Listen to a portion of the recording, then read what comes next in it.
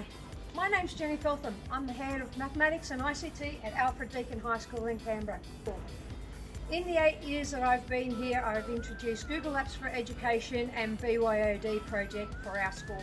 As part of this implementation, I conducted professional learning opportunities for staff, starting from the basic components of G Suite through to how to use them effectively in the classroom.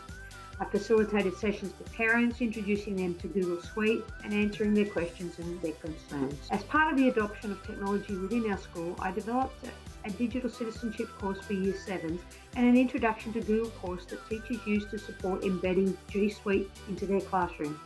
I've also presented at Google Summit in Canberra, the Google Educators Group, and to our Directorate's ICT Network Group to inform them about the implementation of G Suite and BYOD across the whole directorate. Today I'm going to look at data validation. Data validation allows users only to put a certain set of items in a specific cell. Here's a sheet that I use with my classes to measure where they are against a set of criteria throughout different parts of the unit.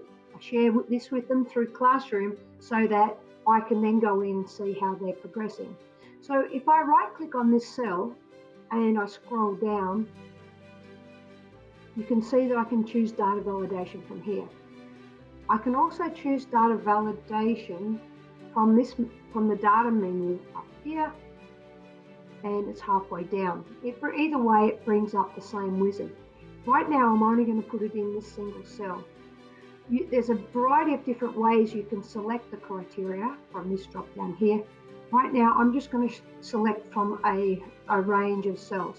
So the cells that I want to choose are in the worksheet that I've got. So I just select those cells there, G4 to G7, so that gives me those 4 cells, and click OK. I want them to show in the drop-down list. I want it actually to reject anything other than what I've asked it to put in, and I don't really want to show any validation help tests, so I'm just going to leave it like that. So click Save, and there it goes. To put in this cell, the user can only select one of these drop-downs. Now, if I want to, I can drag that cell down and drag it across, which is what I do, so that my students can then go through the unit and tell me where they are against each of those things. I use this in conjunction with conditional formatting, and it gives me a look at a glance where the students are at and where I can work further with them. I hope this helps you with data validation.